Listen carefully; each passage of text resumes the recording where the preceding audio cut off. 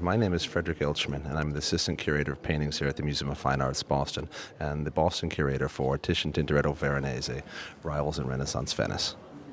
What's new in this exhibition is that rather than showing just a single artist, which is probably the most common type of exhibition, we have three artists and we're following them throughout their careers. And the goal was to show the specific connections, how these artists responded to each other, how they critiqued each other, how the rivalry might have spurred the development of Venetian art.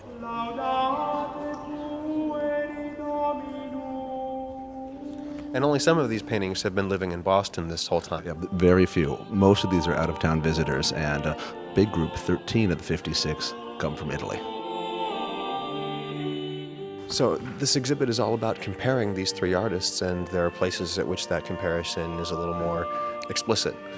Well, in many cases, the comparisons are just two of the three artists. We've got a Titian and a Veronese, or a Tintoretto and a Veronese. But a number of places we can show all three working on a similar subject matter or sometimes similar composition. And that's when it's most pointed and indeed most exciting. One of the great contributions of Venetian Renaissance painting to the world is the feast picture.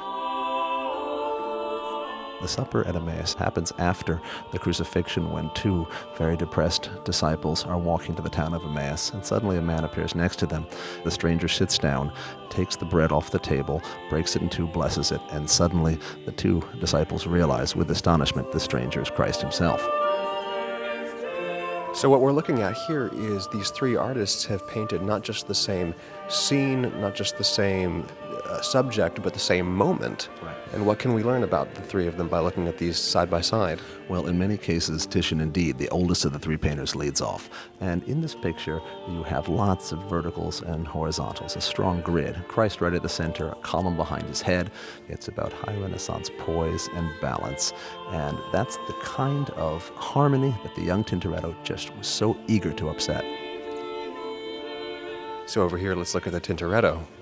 Tintoretto seems to be really sticking it to the older artist. The apostles are on both sides of the table, on the left and the right. All of the verticals and horizontals of the strong grid of the Titian painting are now here replaced by diagonals, not nearly as stable.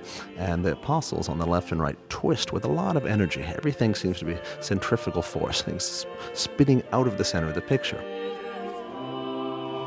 And what did Veronese do with it?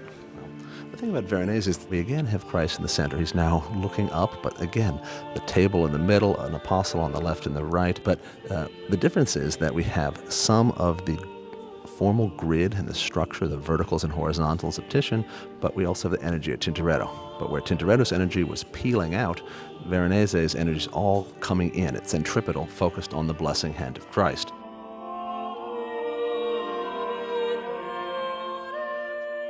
You've been working on this exhibit for years. Is it rewarding to see it all together like this? It's so many things had to come together to make this happen. Well, I lived in Venice for 5 years, and one of the things I would do was walk around the town. I would wonder, this painting in this building, seems to be a response to one painting that was once in this other building but is now in a different place. Wouldn't it be great if you could kind of recreate the conversations of 16th century Venice, but bring all the paintings that were together in one place? So this was kind of like coordinating an amazing family reunion.